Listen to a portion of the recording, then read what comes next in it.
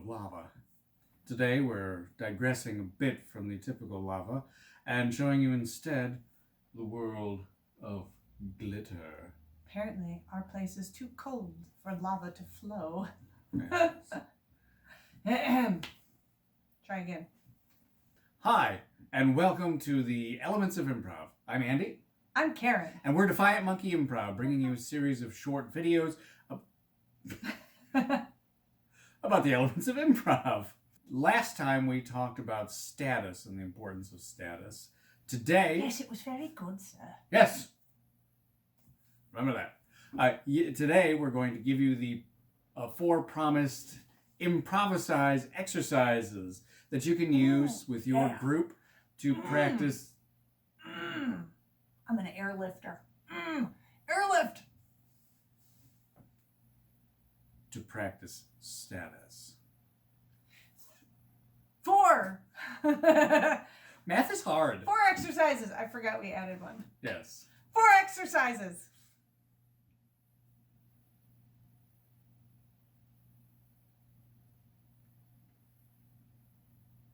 We didn't talk about it. Is this me?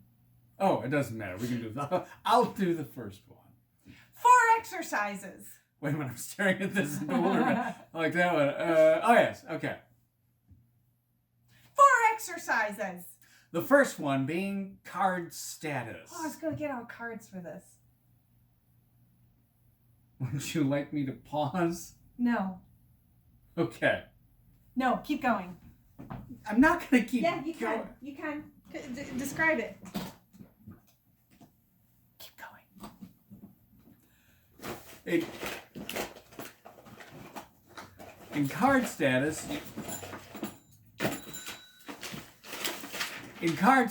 you have any... I don't think I have cards in here. No, I think they're in the other one. Ah, nuts.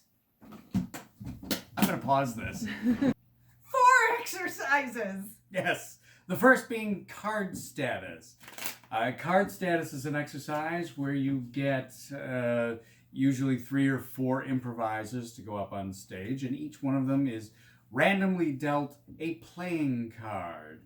Now, what we normally do is we take some of the higher denomination cards and then some of the lower ones, maybe one in the middle. And they are randomly dealt one of the cards. They don't know what card they get. But on the count of 3, you all hold up your card like this. Some people use a rubber band, or if you have that game headbands, you can use that too. Whatever. And you hold it up and you look at everyone else's card. And that's their status. This is your status. And then you play a scene trying to endow other people with their status while trying to figure out what your status is. So hers was a 2, so I'd be treating her as a low status character. This is mine? Yeah, put that up. And if mine's a 2 and I come up to somebody and I start treating this guy as lowly and he looks at me, lick my boots, then I'm like, oh man, this is bad. He doesn't really know his, but mine's got to be bad. If I treat him lowly and he treats me lowlier, wow, that's bad. Yeah. So you play a scene for a little while, and then when you get the feeling everybody has an idea of what their status is, you stop them and you see if they can make a guess as to what their card might be. Number 2. 2 is Pecking Order, where you get a certain number of players. Let's say you have 3. Then you only have 3 numbers to choose from. 1, 2, and 3. And are you going the highest as lowest? Like 1? The 1 is the highest status. 1, 2, and 3. And so those 3 people, you tell them, put in your mind which number you are. Just, they pick them, so there's duplicates, maybe. I mean, they could all be different. They could all be 1s. You don't know. And then without telling each other what they are, you just behave as the number that you've chosen. So if you had 5 people in the scene, then you have numbers from 1 to 5. We played this once at a jam, and 2 of the people chose the absolute lowest status number, and it was very entertaining watching them each try to lowball the other person's status. It was quite good. So that's one where you are endowing yourself and you behave that way, and then you don't know, as you would in a scene, you don't know for sure. You don't whisper to each other, my status is 1. Behave that way. So you just behave the way you've endowed yourself and interact with the others the way they have. Yeah, card status and pecking order are very good for practicing endowments because, as Karen said, in pecking order, you are endowing yourself, and you are also then trying to figure out what that endowment is as the other players.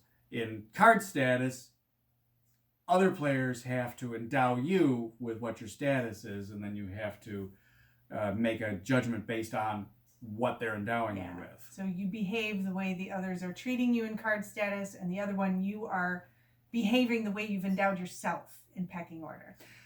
3! 3. What? The... Is there more? No. Oh. 3! Try it again. 3! 3. Now those first 2 are very good at no. 3!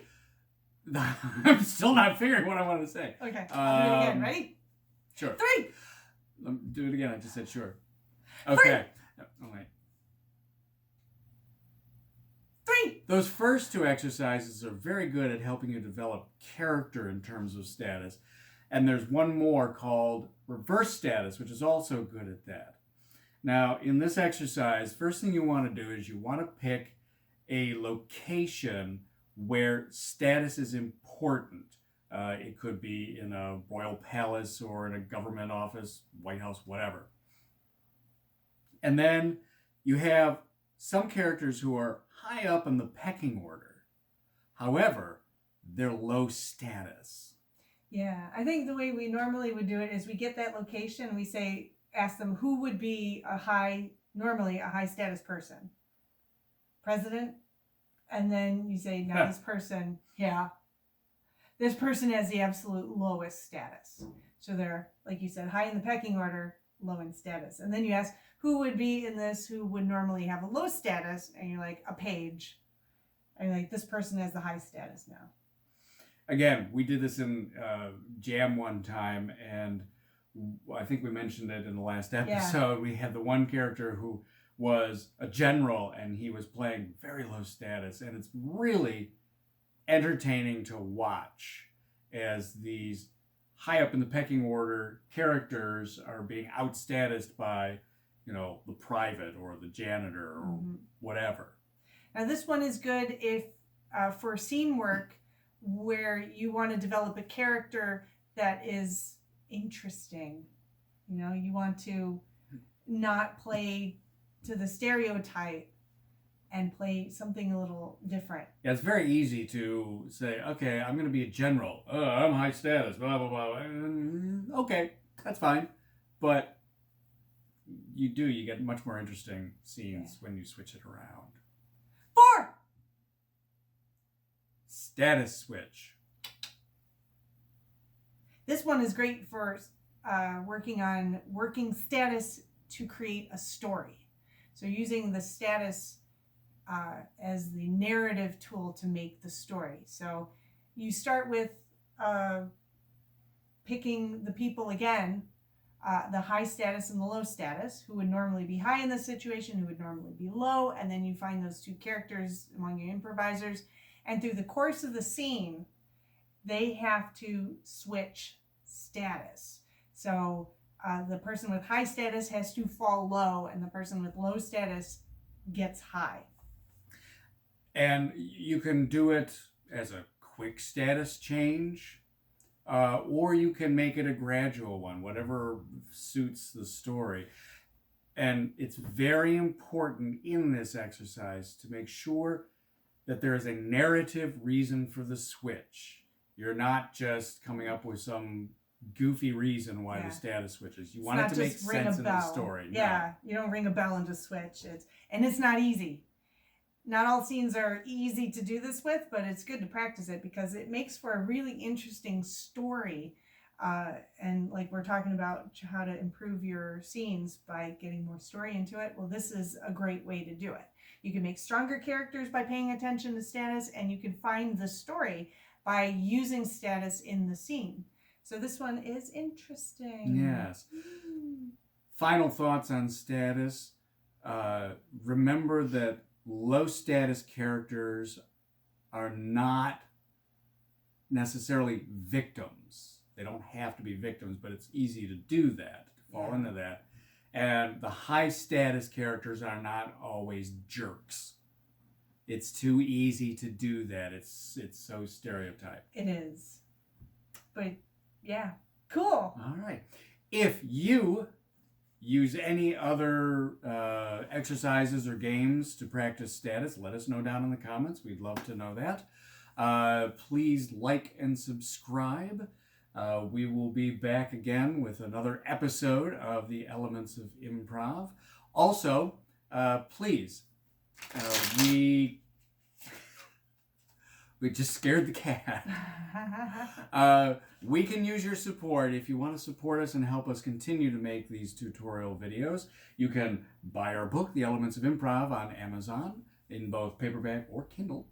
Or you can click on our Venmo. Well, you actually would scan our Venmo, or you can click on our PayPal link down on the bottom and throw us a few bucks. We would appreciate it. Don't have to. We just make these for your edification and enjoyment. Yeah. Thank you so much for joining us. Again, I'm Andy. I'm Karen. We are Defiant Monkey Improv. This has been Elements of Improv. We'll see you next time. Happy improvising. Pick a card, any card. Now just look at the card up there. Yeah? And now put it back anywhere in the deck. I won't look. Oh, I should have showed the card. It was a Queen of Spades.